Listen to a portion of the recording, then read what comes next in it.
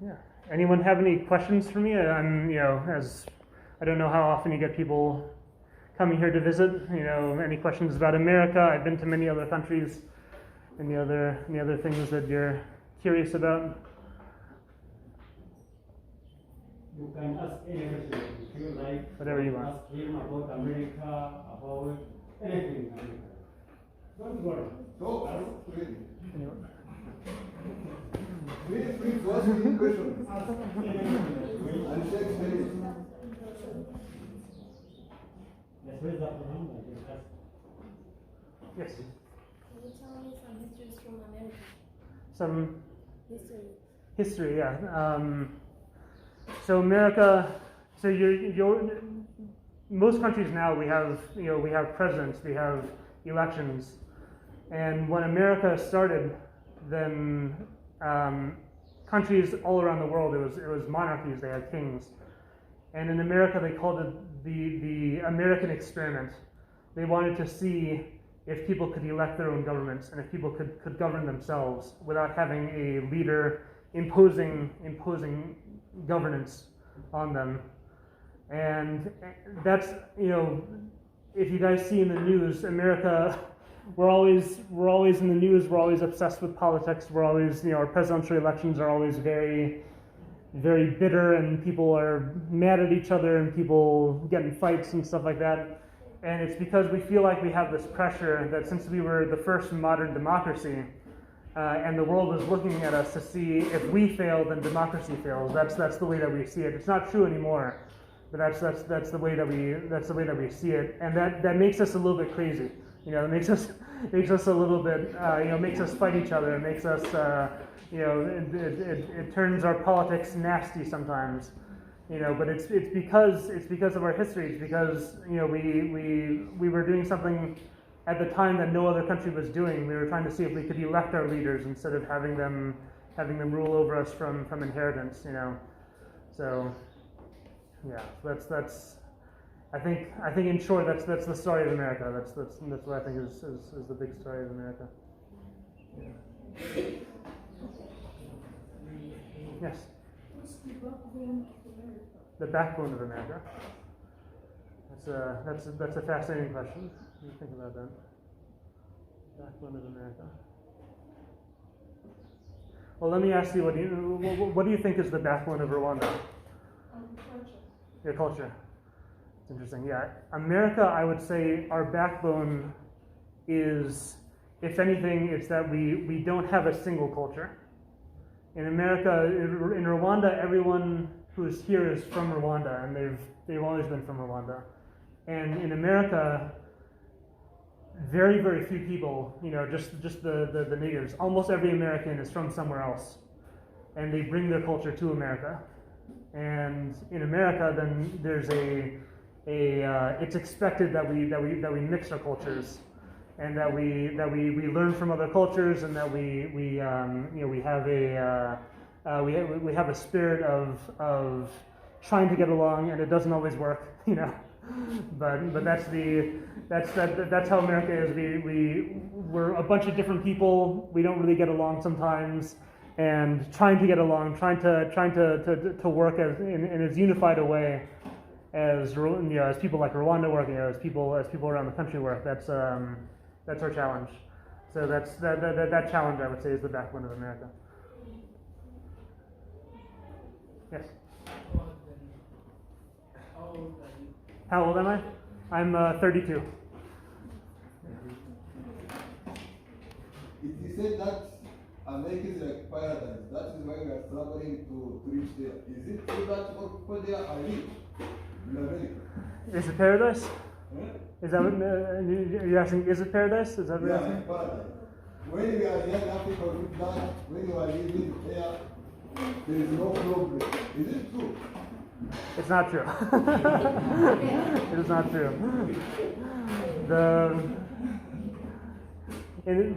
When people think about paradise, I think they think about physical comforts. They look at America and they see that everyone has a car and everyone has a cell phone and everyone has enough food, but physical comforts are not what make you happy. New York is one of the angriest places in the world. People are very unhappy in New York, you know. And when I walk through the streets of New York, you're surrounded by people who are in bad moods, you know. And just yesterday, when I was walking through the coffee plantation in this Rwandan village, you know, right next to this plantation, then you see people who don't have much, and they just looking at them, you can tell that they're happier than people in New York, you know. And I think the comforts of paradise can be a great help towards turning a country into an actual paradise. But it depends on the people. It depends on the attitude of the people, the strength of the people. That's I think if you have that, then you really have paradise. And you know, if you can get there without any of the material comforts. Yes. Sorry. The game packs. What kind of game?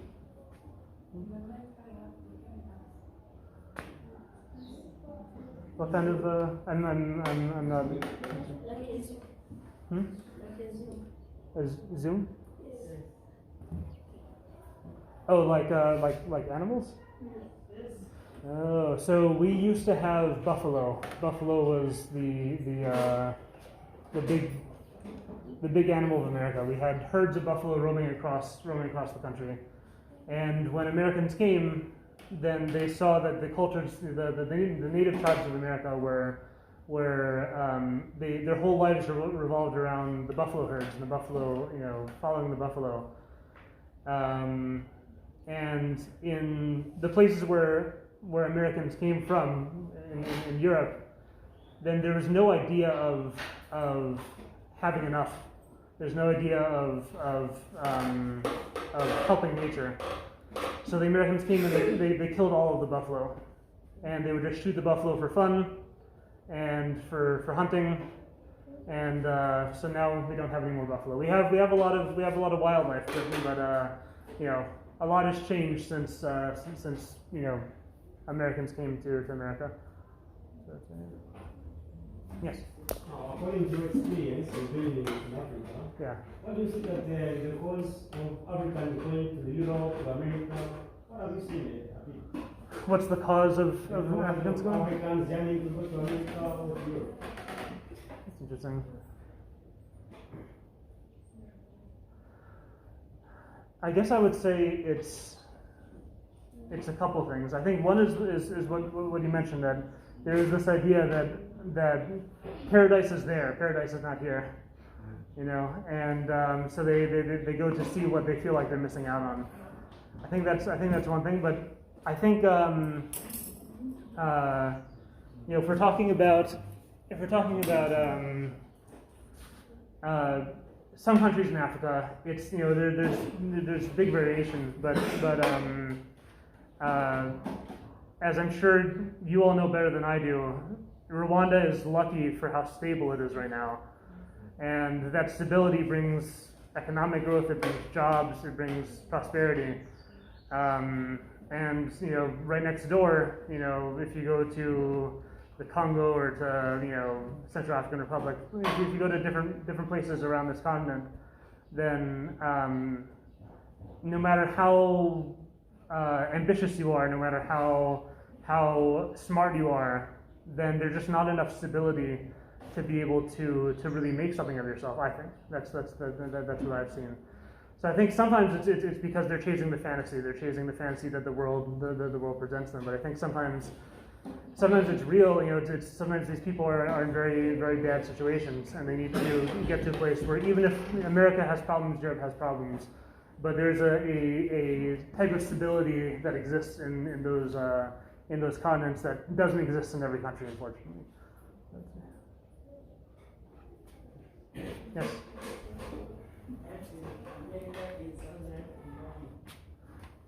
Life? How is it different? Is that what you're asking? How is it different? That's a good question.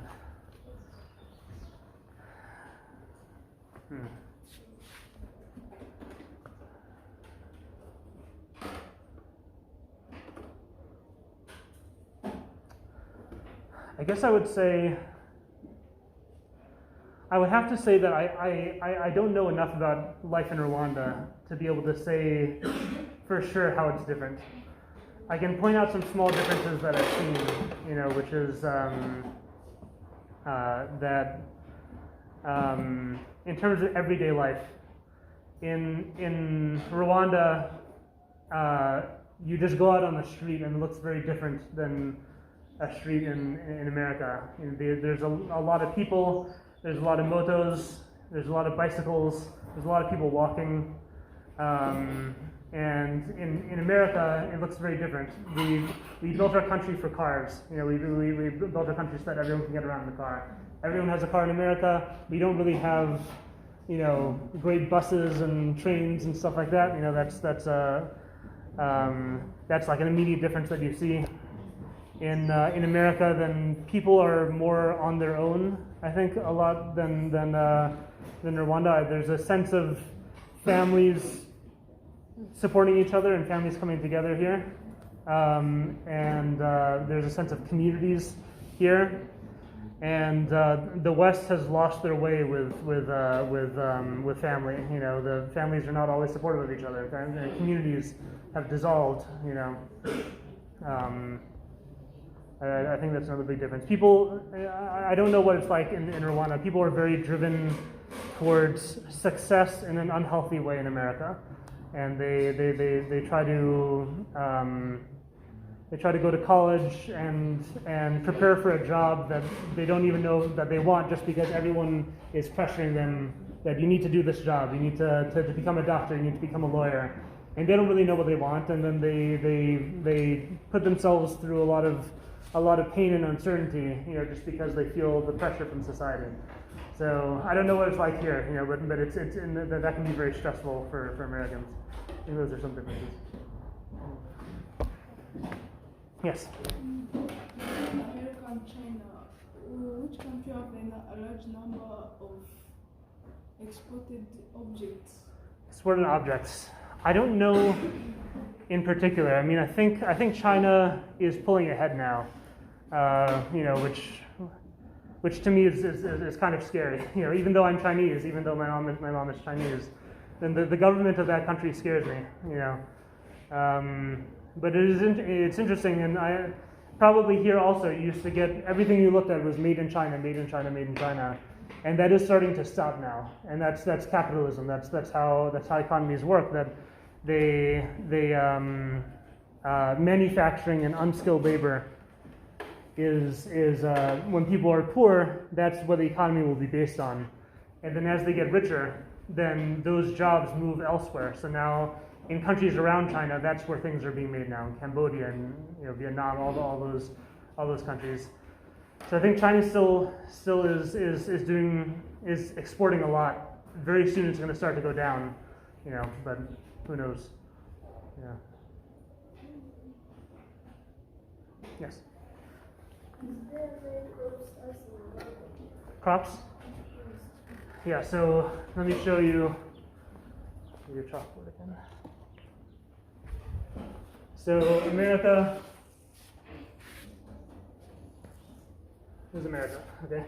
So in America you have cities along here, and you have cities along here, and you have a couple cities, elsewhere throughout the country, and then all of this is farmland. So it's very big farms with machines, and they're very advanced. But we have you fly in a plane over America, and it looks like this. You see the countryside, and you see squares. The whole middle of the country looks like squares because it's all farms and it's all these little plots of land that people will grow crops on. So there's a lot of crops in America. Yeah. Yes. How many states are there in America? How many people? States. There are 50 states, and we haven't always had 50 states. We started out with 13 states that were just over here, and then we moved over here. We made some states over here, and then in the middle we added states also. So it's been a process. We started with 13, now we have 50.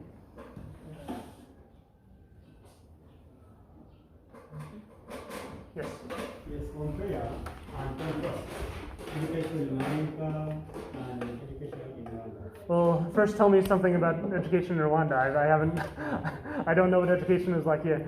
For us, as we sit like this, that is our way of sitting with us. What about you? In America, it is similar. We have classrooms. Not during COVID, then everyone was at home, and they were just in front of a screen.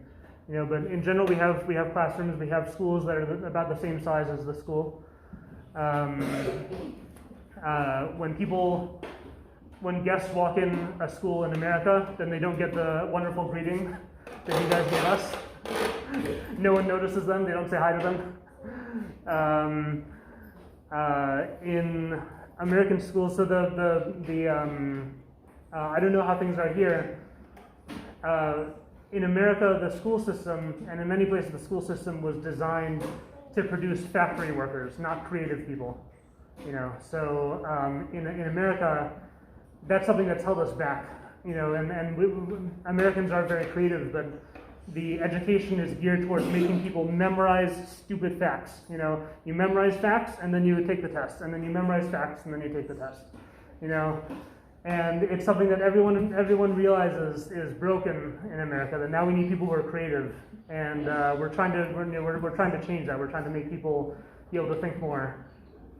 But you know, that's the I'm a teacher in America, and I see it, and I hate it. I hate how the school system it makes people not see the opportunity in education. It makes people just hate homework. Everyone hates homework. Everyone, you know, just hates doing assignments. You know, and that's how it is in America. You know, we're trying to change it. Yeah. Which school is that? Which school? Yeah. It's all schools. Sorry? It's all schools in America are like that. I mean, where do you teach from? Which school? So I teach in. I don't teach for a specific school. I teach at a bunch of different schools, and they're all secondary schools, and it's all students who are 16, 17, 18. Yeah.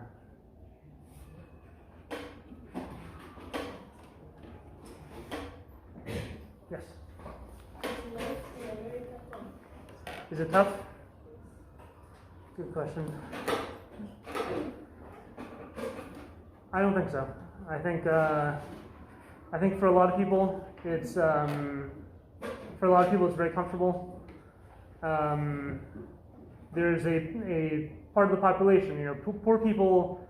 It's tough being poor no matter where in the world you are, you know. And if you're sick, it's difficult no matter where you are. And if you know are someone who has mental health issues, it's very difficult anywhere. But I think for most Americans, then it's pretty. I think Americans are pretty comfortable. Yeah. Yes. Is America going back to normal without COVID? They are starting to go back to COVID. So, or to before COVID. I think Rwanda did better than America with COVID, with the numbers that you guys listened to the rules, and you had a lot of things in place from your government that helped prevent the spread. And one thing about the states of America, you know, one thing which makes us not as efficient is that every state, all 50 states, get to do whatever they want. They get to decide, to a large extent, do whatever they want. So, many states had few restrictions. Many states had people who were very angry about the restrictions and the lockdowns. So we had a lot of cases. You know, we had millions and millions and millions of cases. But what America is good at is we're good at the business side of things. We're good at producing things. You know, so the vaccines went very well. You know, the distribution was very fast. I've been vaccinated. About half of America has been vaccinated. So because of that, things are starting to go back to normal. Yes. How has America governed the cases of COVID-19? How has it governed? Has America governed the cases of COVID-19? In what way? In what way are you asking? You mean like what kind of rules? What kind of? Is that what you're asking? How does the America manage? How does it manage it? COVID-19. How does it manage? How it is managed? So they had. I think it's probably very same all around the world. I think they closed. I think the first things that closed were restaurants and schools. They had everyone try to work from home. Everyone in America, almost everyone in America has access to the tools that they need to work from home. So that was what they tried to do. They also tried to have rules about masks. They tried to have rules about people not meeting in groups. They didn't enforce those rules very well. No one really got punished when they broke the rules. So so that was a mismanagement of America. We the beginning, I'm sure it was similar here too. The whole country was focused on getting enough masks and enough hand sanitizer and enough hospital equipment and respirators. It was just chaos. Everyone trying to get that, and our hospitals were overwhelmed. We had we were having thousands of cases a day that we didn't know what to do with. People were dying. My aunt died from COVID. I think everyone in New York knows about 100 people who had COVID. Everyone in New York knows someone who's died from COVID. So they tried to put a lot of the same restrictions probably that you have here. It didn't work. Yeah. Yes.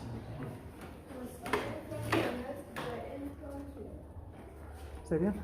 Was America colonized by any country? Coerced?